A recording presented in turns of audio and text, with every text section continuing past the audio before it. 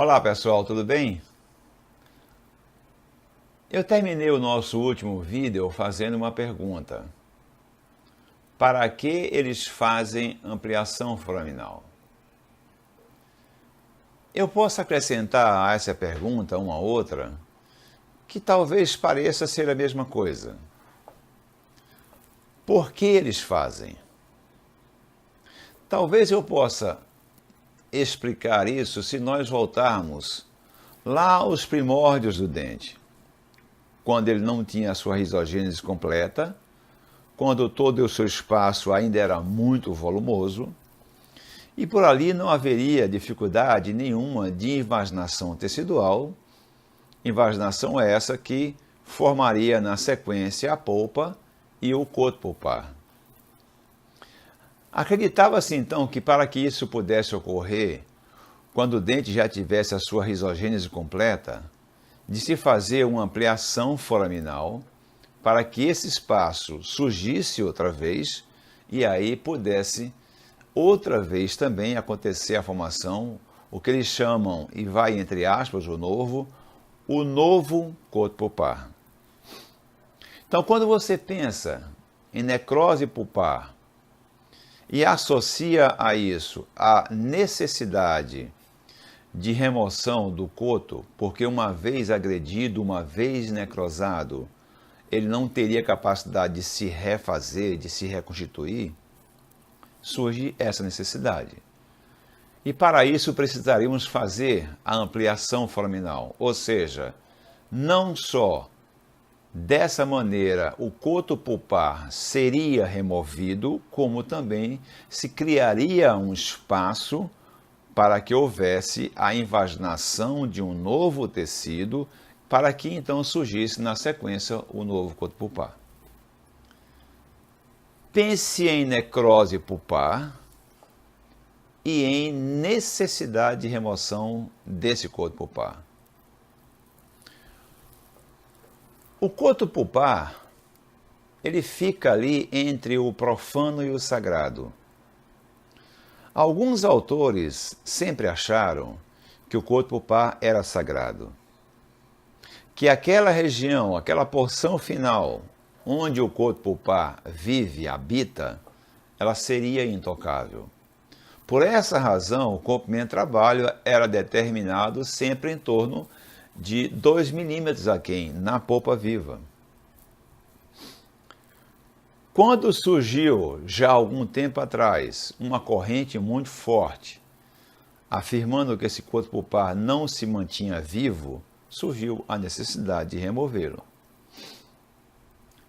Gente, virou uma festa.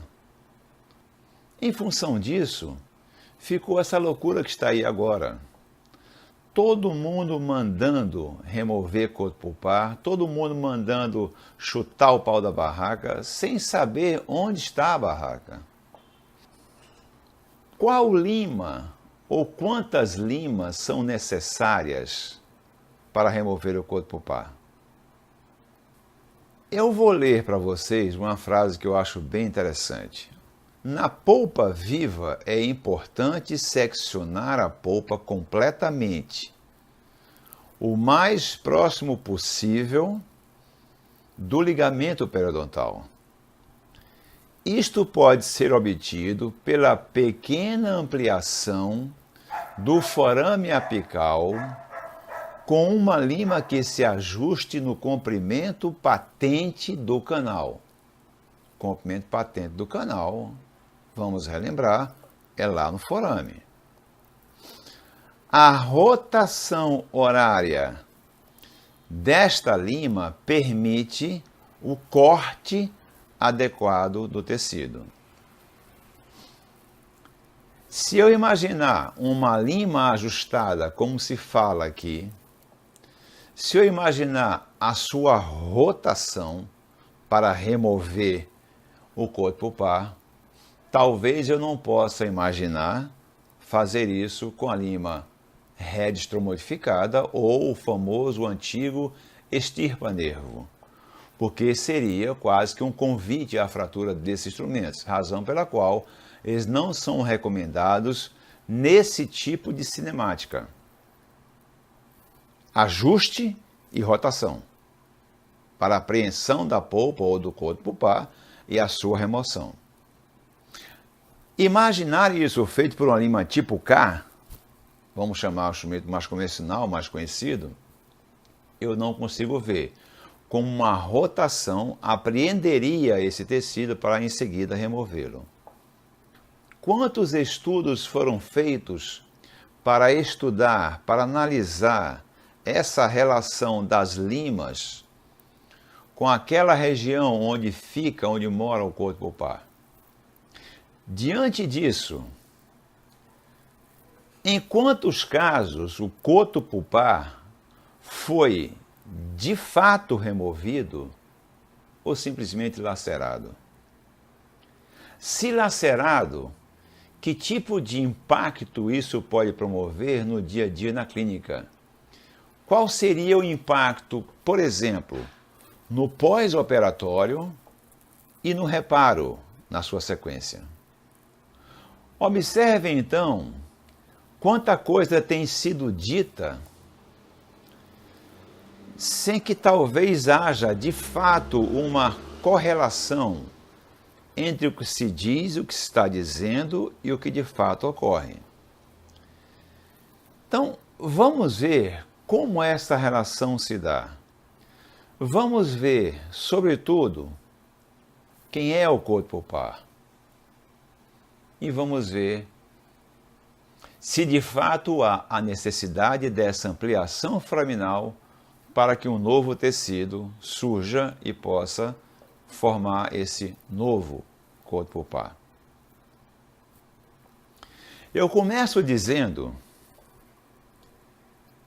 que isso que se imaginou, que haveria necessidade da ampliação foraminal para a invaginação tecidual e formação do novo coto, isso que se imaginou não foi confirmado.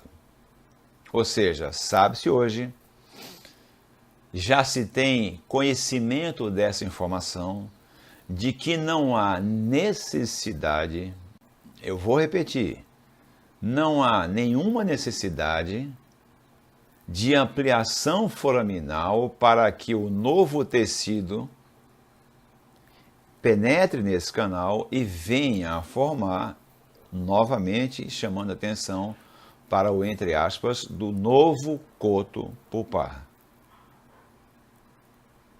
Esse é o primeiro aspecto. Vamos ver outros. Veja aqui a porção final de um dente, de uma raiz, de um canal. Essa imagem foi gentilmente cedida pelo professor Holland. Percebam aqui o coto pulpar. Não há mais polpa, ela foi removida. Aqui está o coto pulpar. Esse tecido, nós já falamos sobre isso, quando agredido, quando necrosado, ele tende a entrar em processo de necrose. E essa necrose nos levaria a um fracasso no tratamento endodôntico. Poderíamos confirmar isso nas palavras do professor Catanzaro Guimarães no seu livro de 1982, aliás, um belo livro. Veja o que ele diz. Terminada a pulpectomia, tanto o coágulo como a faixa necrótica subjacente intensificam a reação inflamatória aguda ao longo do coto pulpar remanescente, sendo que, e aqui eu fiz questão de frisar como se fosse um negrito, na maioria dos casos, o processo necrótico envolve todo o coto pulpar. Devo ressalvar que, dizendo isso, o professor Catanzaro Guimarães não está dizendo que o caso estaria perdido. Como patologista, ele diz o que ele vê, que de fato ocorre a necrose do coto pulpar, seja parcial ou seja total, como ele diz aqui. Mas, no mesmo livro, ele diz uma coisa muito interessante. Quando a zona necrótica se estende até o forame apical, a deposição de cemento sofre um atraso, ocorrendo mais tardiamente o selamento biológico nestes casos. Gente, ele está dizendo que em função dessa necrose que ocorre e que se estende até o forame apical, ou seja, envolve todo o corpo pulpar, mesmo essa necrose que envolve o corpo pulpar, ela não impede que haja reparo. Ela pode provocar, isso sim, um atraso no início da deposição do cemento que vai mais tardiamente fazer o selamento biológico. Não há impedimento de reparo. No máximo, um atraso, um retardo nesse reparo. Se eu for um pouco mais atrás, lá em 1966, quando Calvin Tornek disse isso aqui. Vejam essa frase. Eu vou chamar a atenção de vocês para dois momentos dela. O primeiro, esse, que o tecido, como nós sabemos, já está agredido pela doença, razão pela qual estamos tratando, e vai ser agredido também pelo tratamento, ou seja, eu tenho mais agressão que se soma, e que vai ter consequências lá no corpo pulpar, por uma reação inflamatória, que pode gerar, como fala o professor Catanzaro Guimarães, uma necrose mais extensa. Mas vejam essa outra questão, e que eu julgo a mais importante.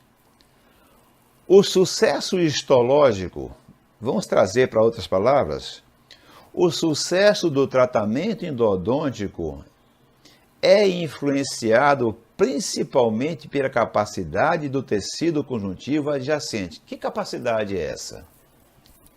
De se reparar. Mas como imaginar que coto pulpar se repara se não é isso que diz a literatura de um modo geral? Voltemos a ele. Falei para vocês que aqui está o coto pulpar. Ótimo. Observem esse tecido. Nós sabemos, estamos vendo que esse tecido é um tecido periodontal. Aqui é o ligamento periodontal. Observe também agora a grande semelhança que existe entre o ligamento periodontal e o coto pulpar. Essa grande semelhança, ela existe por uma razão. Porque o coto pulpar é constituído, na verdade, por um tecido periodontal. É esse tecido que penetra, é esse tecido que invagina e constitui o que nós chamamos, o que nós vemos e o que nós tratamos como coto pulpar, e que não é coto pulpar. Essas duas bolinhas amarelas, vamos chamá-las assim, representam o espaço preenchido pelo ligamento periodontal. Da mesma forma que o faz aqui. Só que aqui, representado agora pela bolinha azul, ele ganha o nome de coto pulpar. Isso faz diferença? Gente, faz muita diferença. E essa diferença, ela é demonstrada nas palavras do professor Flávio Fava de Moraes, professor de histologia, aliás, um belo professor. Eu diria mais, um grande dentista, pelos serviços prestados à odontologia brasileira. E ele diz que, diferentemente dos demais tecidos conjuntivos fibrosos, o ligamento periodontal apresenta excepcional índice metabólico. Você já deve ter ouvido falar, você já deve ter lido uma expressão em inglês, turnover. Estima-se que o tecido periodontal, o ligamento periodontal, apresenta um dos mais elevados índices de turnover do organismo humano. Quem sabe o mais?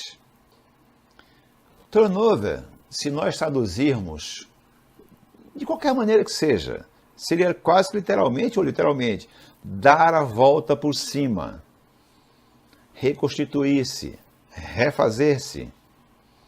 Então, o tecido periodontal tem a capacidade de se refazer, de se reconstituir, mesmo quando necrosado. Aliás, no processo de reparo, ele é o primeiro que faz isso. Então, a natureza, na sua sabedoria, e eu vou voltar lá para mostrar a você, pôs aqui um tecido periodontal para que funcionasse como uma espécie de amortecedor para os impactos que o dente vai sofrer ao longo da sua vida. Ele precisa ser um pouco mais fibrosado. Mas deu a esse tecido, insisto em dizer, a natureza, na sua sabedoria, deu a esse tecido características que não são típicas de um tecido fibrosado ou mais fibrosado, que é essa capacidade de se refazer, de se reconstituir. Então, sendo assim, após o preparo do canal, após a agressão que naturalmente vai ocorrer pela ação mecânica dos instrumentos, pela ação química das substâncias, essa agressão que pode levar como uma consequência da reação inflamatória, que pode levar a uma necrose do corpo pulpar, ela não impede que haja reparo. Entendam então que você não precisa, você não deve remover o corpo pulpar pensando com isso que só assim terá o reparo. Em primeiro lugar, para que surgisse um novo coto, não há necessidade, já se sabe disso, de ampliação foraminal. Segundo, você sabe agora que o coto pulpar, mesmo necrosado, tem a capacidade de se reparar, de se refazer, de se reconstituir, por uma simples razão. Ele é tecido periodontal. E esse tecido tem essa capacidade. Então você não precisa, você não depende, você não tem que removê-lo. Se você ainda assim quer removê-lo, tudo bem, faça isso. Vai haver a formação de um novo coto do mesmo jeito. Mas a que custo? Ampliar o forame, que custo tem isso? Sob todos os aspectos. Inclusive, a posterior dificuldade de obturação. Segundo, qual seria ou qual será o impacto de uma ampliação foraminal da remoção do coto pulpar em termos pós-operatórios e, na sequência, em termos de reparo? Qual seria o impacto disso? Não quero entrar nesse detalhe. Só quero chamar a sua atenção para essa possibilidade, que não é pequena. A possibilidade de que você venha a enfrentar um pós-operatório mais doloroso, talvez não seja à toa que se prescreva tanto analgésico e tanto anti-inflamatório, quando numa grande quantidade de vezes isso seria desnecessário.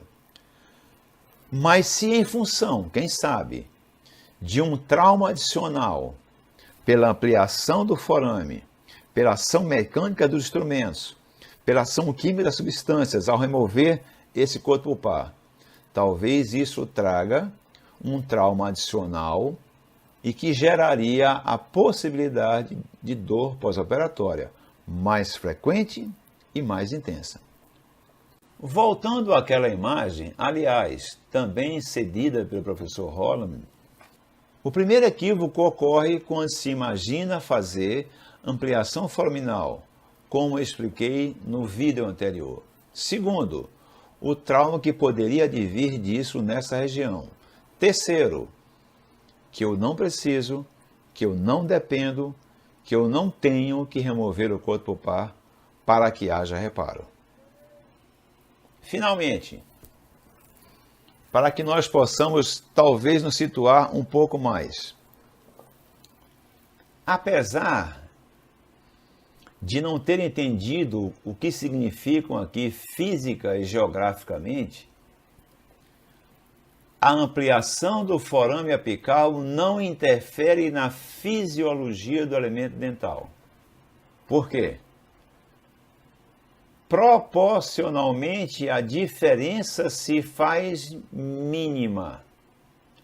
A ampliação do forame apical ou se faz ou não se faz. Então, como é que ela é mínima diante da ampliação que eu precisaria fazer para atingi-la? Esse é um aspecto. Já que apenas remove-se poucas camadas ao derredor do forame. A ampliação foraminal, pelo que me consta, é feita internamente, ainda dentro do canal sementário. Ao derredor significaria na porção externa, já na raiz, na porção externa do forame. Então, eu também não entendi o que significaria fazer ampliação foraminal trabalhando ao derredor do forame. E isso seria trabalhar ao derredor do forame, suficiente para eliminar a maior parte das bactérias aderidas às paredes do forame apical. Estão chutando o pau de todas as barracas. Gente, não se pode fazer endodontia da forma como estão fazendo. Não se pode pensar... É difícil falar porque às vezes parece uma agressão. Mas não se pode falar como está se fazendo por aí. Estão mandando todos os conceitos para os ares, estão explodindo tudo, inclusive o ápice radicular. Então temos que entender que a endodontia ela não deixou de ser o que se lutou anos e anos seguidos para chegar a um patamar mais desenvolvido. De uma coisa séria. É um desabafo? É sim, é um desabafo. É porque esses caras estão cansando. Eu já cansei. Eu talvez não devesse dizer isso aqui. Deveria ser um vídeo mais técnico. Mas cansa. Cansa dizerem tudo o que querem, da forma que querem, onde querem, sem se importar com quem está lá do outro lado, na plateia, no auditório, na sala de aula. Então vamos voltar a tratar desse assunto. E aí sim, vamos abordá-lo mais no caso de polpa necrosada, e particularmente nos casos com lesão preapical e com caso clínico. Estamos precisando urgentemente tratar a endodontia como ela deve ser tratada, com mais seriedade. Um abraço, até o próximo vídeo.